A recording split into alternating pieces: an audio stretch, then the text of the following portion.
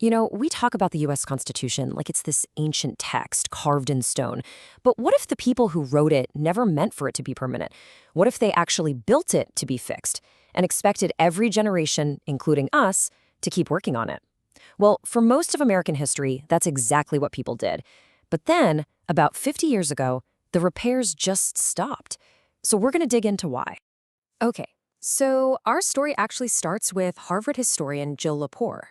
She was just planning a simple assignment for her class when she stumbled onto this giant hole in the historical record.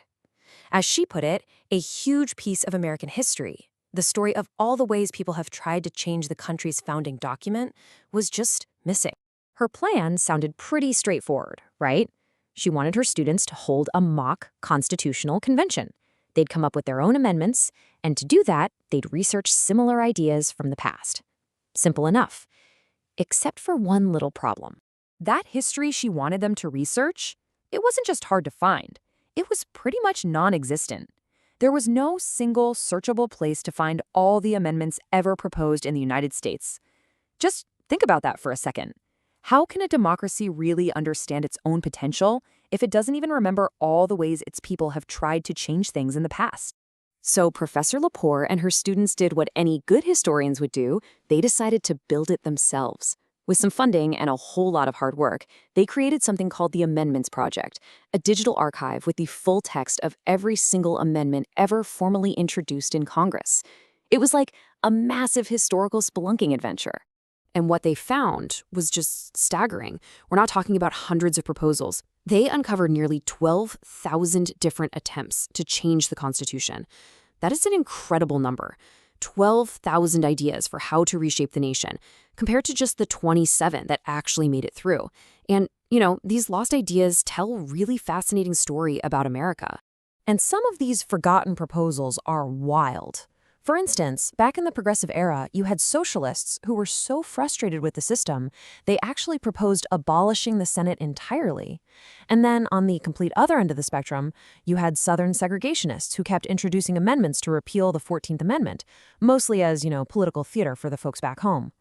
It just shows you the incredible range of debate that America used to have about its own rules.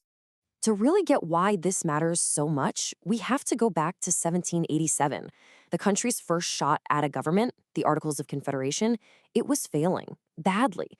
And the founders knew they needed a system that could actually adapt over time. See, the big problem with the Articles was that they were basically impossible to change. You needed a unanimous vote from all 13 states. It was a recipe for total paralysis. So with the Constitution, the framers came up with Article 5, a new formula for change. It was designed to find that sweet spot, making amendments difficult, yeah, but not impossible. And this is the crucial point.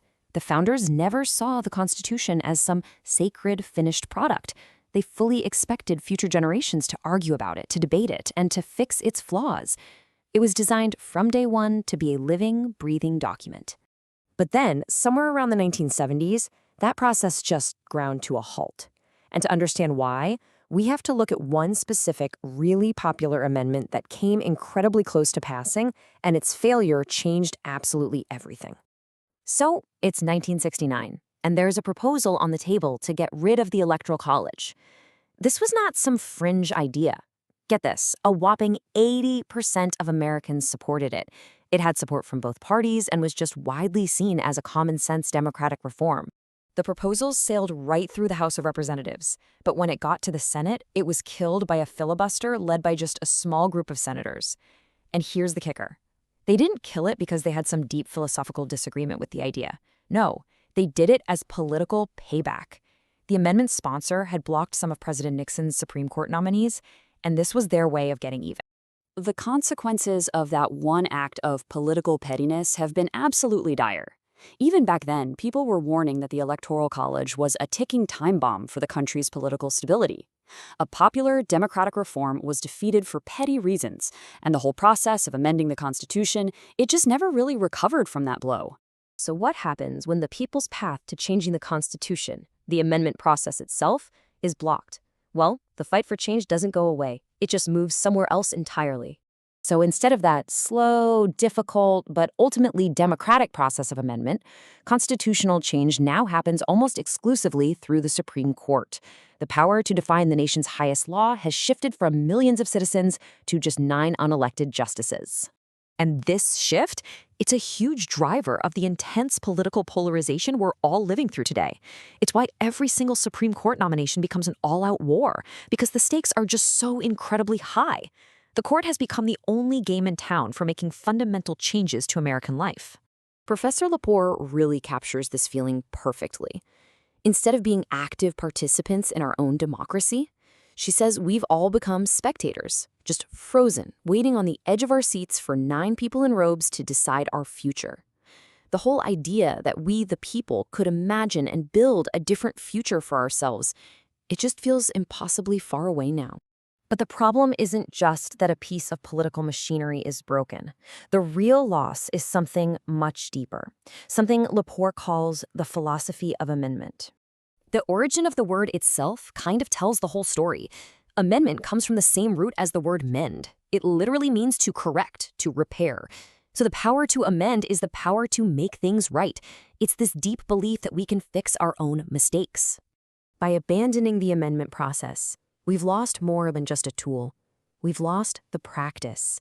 We've let those democratic muscles atrophy, the muscles we need to sit down together, to debate fundamental ideas, to argue, and ultimately to find some common ground.